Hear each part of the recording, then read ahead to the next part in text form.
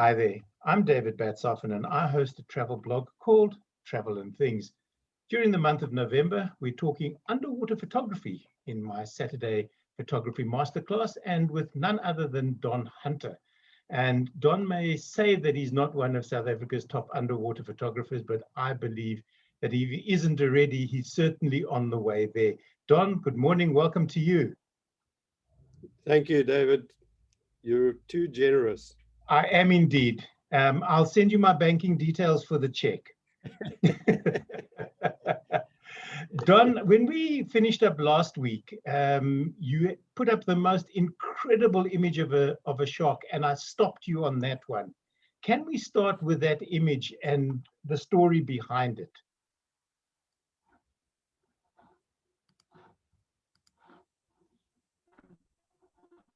That's the one. Right. So that is truly spectacular. That one.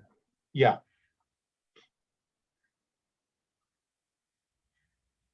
The quality of this image, Don, it almost looks like a painting again, rather than a this photograph. was taken on Aliwal Shoal. Yes, yeah. So again, it's taken in the late afternoon, a blackwater shot really, and you're firing away literally 1,000 shots in an hour. In fact, it's less than an hour because between, at sunset until it's too dark, you can't see what you're doing in the water.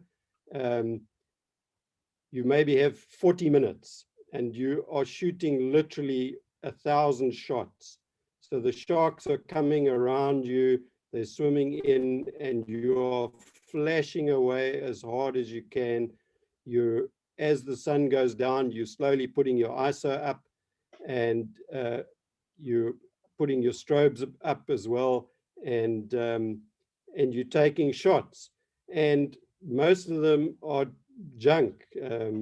You've got to worry about, because you're at the surface and you're breaking the surface all the time, you've got to worry about bubbles, air bubbles on your dome, which destroy your photos. And I can't tell you how many fantastic photos I've lost because of forgetting to wipe my dome clean all the time. So every 20 seconds, you've got to put your hand in front of the camera, which is not where you want your hand. You want your hands firmly tucked behind your camera. Because they do occasionally bite your strobe by mistake. So yeah, you're really in the thick of it there. And this is a lovely shot. It is one of my nicest shots. The color is, maybe I cheated a little bit and the color is a little bit enhanced. But that is, in fact, the photo that's taken. There's no photoshopping out of anything or in of anything. The color that is there is there. It's just brought up a little bit more. Of course, what makes it very spectacular is the fact that the eye is just under the water surface, and obviously it was in focus, which is not always the case. It's quite difficult to get into focus with all this chaos that's going around, because you do spend quite a lot of time looking behind you where you should be looking in your camera. So yeah, here we go. It's a thing. It could have been better. You will note that it's cut off at the bottom. So I think, I can't remember the zoom on it. It probably wasn't 10 millimeters. It was probably 12 or 14. And if I think back, okay, it should have been on 10. I'd better to crop and have it all in than to get a little bit too close and lose some. So yeah, and that's the kind of thing that goes through your head when you sit for hours post-processing these things. So yeah, for me, it was a nice shot. it's a great shot. It did win me a competition. Well, there you go. So that's not a shot. Most of my friends say, no, you don't ever show that shot. It makes sharks out to be bad. I just loved it. It was like semi-cartoon and semi-serious trouble, you know. I love the shot. I really do. So, and I have to say that there is a bit of photoshopping going on there, because there was another shark in this space that I just took out to keep the focus on these jaws. So those ones, those are real sharks. They have teeth. Okay, so this is what I call a split. Now, I'm not the master of splits yet by any imagination.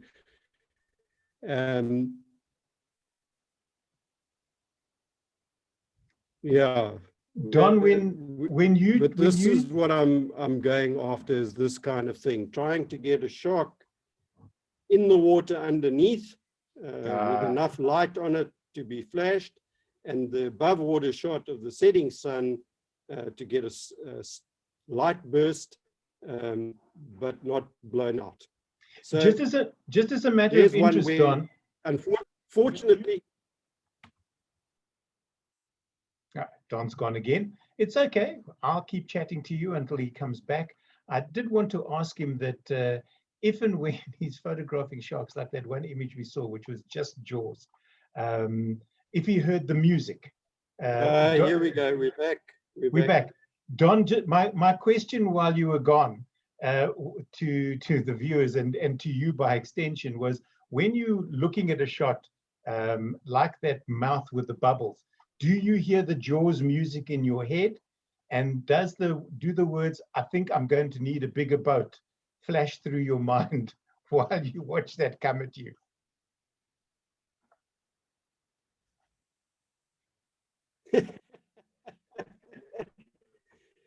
So, as my friends never forget to tease me, sardine run that I did in 2010, before camera, I asked Jean, I said, so when you're in the water, what do you use to fend off the sharks? Because fending them off with your fingers doesn't seem like the smartest idea to me. And he said, I have my camera. I hide behind my very big camera, and I put the strobes out very far to make it look even bigger. So I went down there thinking, I've got a little GoPro. This is not going to work for me. So I sawed off a little stick about so long, and I took it with me to fend off the sharks in my ignorance. As it happened, it's not really necessary. It's occasionally necessary, and it's not as hard and difficult as it would seem to push a shark off that's coming in to bump you, which they do occasionally. Okay. So, this is a spectacular shot, Don. On that run. Okay, so this is one that I really liked. It's not a split because it's all above water, because it's very hard to keep your camera half in and half out of the moving water. But I just loved it. It is the epitome of the shot that I'm trying to get. This setting sun on the water, lovely starburst or light burst, and the distortion of the water on the gills. It's quite an artistic shot for an engineer. You do yourself a disservice, Mr. Hunter. You really and truly do. Your images are spectacular, and I don't care what other people say. Beauty is in the eye of the beholder, and photography is subjective. If you like the image, and people that you're showing the image to like the image, who are the judges to say that there was a speck in the top left corner that detracted from?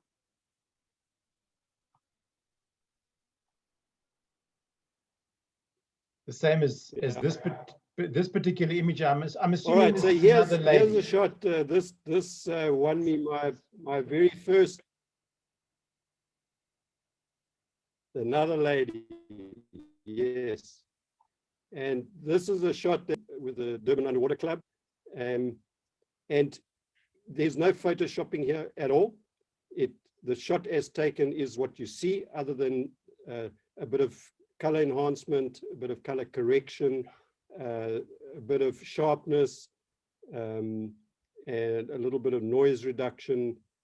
Just normal, what you would normally do in camera in a JPEG setting is done on the post-processing. The color correction, yeah, the clouds are purple, whereas they should be gray. I know that, I do know that. I can hear Jean telling me already. But I like the color of the shark. And at that stage, I wasn't that proficient in splitting the image to do 2-level tone correction. So now I would take it into Photoshop and I would lasso out the top, the cloud, and I would get that color correct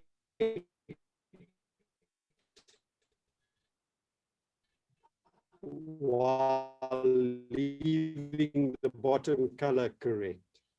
So that's one of the big water photography, is that different parts of the photo will have difference as a gradation across the photo, which is very challenging. Still a stunning image, Don, really and truly. Yeah, so to me, it's this little pop-up image. I think of it as you're looking at the water and the sky and that, and a little bubble pops up over your lens, over your dome port. You take a picture, and lo and behold, there's a shark. So this is a blue shark, and they are pelagic deep water species. They cruise around looking as much for carrion and things that don't swim very fast. And you find them in the deep south of, we'd go out of Simonstown in a boat, and you pound away for 3 hours to get out to the continental shelf. And at the closest point there, called the canyon, and you will find blue sharks. At what depth, Don? It's a very skinny looking shark, 5 meters to surface. So, and they don't have remoras, they have opportunistic scavengers. And these little guys are a little bit different because they don't bite you the first time, they gum you the first time. So if you keep very still in the water, they come up and they give you a little gummy. If you do not seem alive and awake, they will come back and give you a little bite. If you still do not react, they'll come back and give you a proper bite. So you've just got to shoo them away when they come and give you the little gummy, and so that they know you're alive and that what you're doing is naughty. Stop that, and then they're fine. And but the lovely color,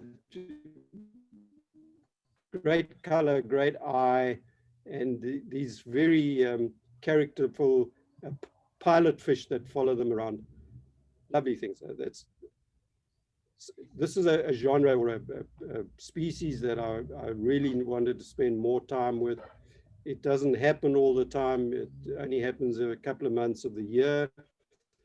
I was in Cape Town a week ago, where the season would normally start, and as usual, Cape Town was just wind. Sorry, as they say, a gentle breeze of about 45 knots. And crystal clear water, which means that it's less than 30 centimeters. So no photographs taken. The Cape Town people are very special. They are indeed. So, they get very excited about water that's above 12 degrees.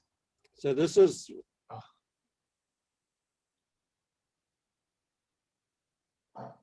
That is spectacular. Yes, they do. So here we have some common dolphin on a sardine ball. And this is my shot of 2020. Lucky to get. And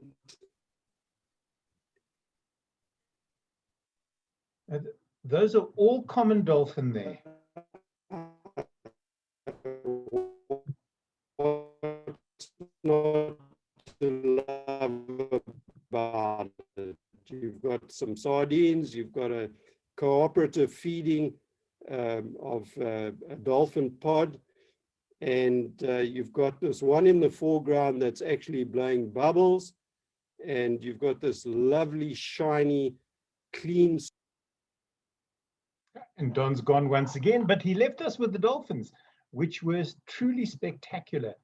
Once again, every time you put the word common in front of anything, common gardens, house sparrow, that type of thing, I just wonder why we have to call them common anything, because those dolphins are truly spectacular and anything but common. Don, you'd vanished, but you're back now. That is a truly spectacular image, that really is.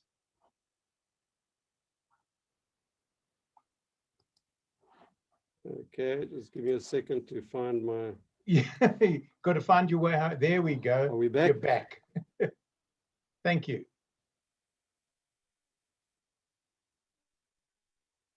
You said this was okay, so, sardine bait ball. Don. Yeah, so you spend many hours at sea in quite challenging conditions.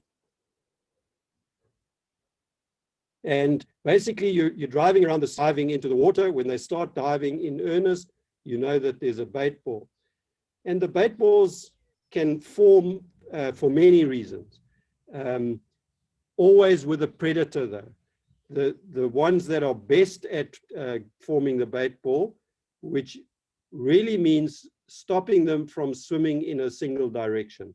So you've got a shoal of sardines and they're heading north up the coast, and dolphins will find them, and then they will form a wall of predators in front to start going into a defensive ball, and they swim round and round in a clump, and then they start trying to pick them off. And what happens then, and it varies obviously, because sometimes the sharks do it, sometimes the dolphins do it, sometimes the whales are doing it. But I guess most oftenly it's the dolphin, and they are doing it on the sides. They go up to the surface to breathe, so they're doing it in the upper water column, and they're going round and round the sides of the fish to get them to bore. Underneath will come up the sharks. So the sharks will make sure that the bait ball can't escape in the depths. So they form a layer of sharks going backwards and forwards in the underneath the bait ball, and they rise it to the surface. Once it gets to the surface, the gannets can see them, so they start filing in from the top at great speed. We call it popcorn because it sounds like popcorn going off in a pot when it's like gunshot. They hit the water at 50, 60 kilometers an hour, and they penetrate down 5 to 10 meters and swim another 5 meters. So you'll see gannets down at 15 meters hunting. And they're coming in like bullets. And that is the chaos of the sardine bait ball. When you're in it, as long as you're on the side of it, it's reasonably safe. The animals can see you. They go around you. They're not trying to bite you. In fact, often the dolphins, as in this case, were using us as a little bit of a shield. So that dolphin on the, again, this is on a 10 millimeter fisheye lens. That dolphin is no more than 2.5 meters from me. And they were coming from behind me to surprise the sardines that were sitting in front of me. So I'm sitting there 2 or 3 meters under the surface on scuba, on a little pony tank that we can use to get on and off the boat multiple times. So it's a little 3-liter tank, and I sit there, so partly on snorkel and partly on scuba, and in front of this little sardine ball, waiting for the predators to come. And they're zooming in and out at high speed. So you're using a 1 in 200, 1 in 250 shutter speed. There's a huge amount of contrast because it's the middle of the day. The sun is shining on the surface. So that white water in the background there is very, very bright. And this water at depth is very, very dark. So you've got to correct that in post-processing, and you get an image that I'm very happy with. This is what I'm trying to do. Mm. So there's another shot of me sitting next to the sardines, and here come the common dolphins to come and feed. So here the sardines decide that they're going to hide behind me, which is not ideal because that's when you can get surprised by something. I've never heard of anybody being injured by a dolphin, but they are quite big and they do zoom around at some speed. So you would be a little bit concerned. So now we come to the piece de resistance. This is what I'm really trying to do. So on the bait balls, you've got the gannets coming in the top, which are fantastic to photograph. I've yet to capture a close-up enough one to really see that this was a proper gannet. It's a work in progress. I've got some reasonable dolphin shots. I've got some reasonable shark shots, and the whale shots are the real elusive ones. So once a bait ball forms and it's there, along come the Brydes whales. It's spelled B-R-Y-D-E-S. Some people call it brides, but it's after a Norwegian character. So it's Brydes. And this is a 20 to 30 ton animal that's swimming around reasonably fast. They are quite shy and elusive. They don't make much of a breach. They don't spend too much time flopping around the surface like humpbacks and southern rights. But you will find them on sardine balls. So here I am, I'm being parked in front of this little sardine bait ball. There's dolphins around and there's the odd shark, but as always happens, you get in, the sharks are there, and after a while they fade away. They go and find another bait ball because they are concerned about you. They think you're the bigger predator, not them. So they generally slink away, especially if there's more than one diver in the water. They will move off after a while. So the first couple of minutes are critical when you get into an active bait ball, as was this one. So this was a very active ball. It's small. Sometimes the bait ball is so huge that you can't get you don't get the edge of it in your shot, which is not ideal. But the other side is when you get a nice little one like this that is all in frame, they're not that interested in it. They're looking for bigger bait balls. But anyway, we found this one. And lots of animals. And there was this Brydes whale, came up a couple of times. And what's interesting to note for me here is that the sardines are heading to me. So the whale is about to go behind the sardines. So there's a bit of foreshortening going on here, which is a pity because if the sardine ball had been directly above the whale, it would have had its mouth open and that would have been the $10 shot. But here you go. That's what I'm trying to do. Don, can we leave it there for today? Can you come back to full screen, if you would, so that I can say thank you and goodbye? I think that it was a spectacular shot. I really did do another one. And maybe, as you say, you'll get the gannet shot with the whale's mouth open and the bait ball disappearing inside. Maybe a gannet or two as well. If you want to find out more about Don and his work, you can look him up on Facebook, which is the easiest way to find him. Don Hunter Durban, I believe, is the Facebook is how they can find you, Don? Yes, that's correct. Yeah. Great stuff. So I have it open to, it's a public site. People can go in and have a look. Great stuff. Don, thanks once again for sharing your spectacular images with us. I look forward to chatting to you again next Saturday on In Conversation With. Thank you, David. You're welcome. Goodbye.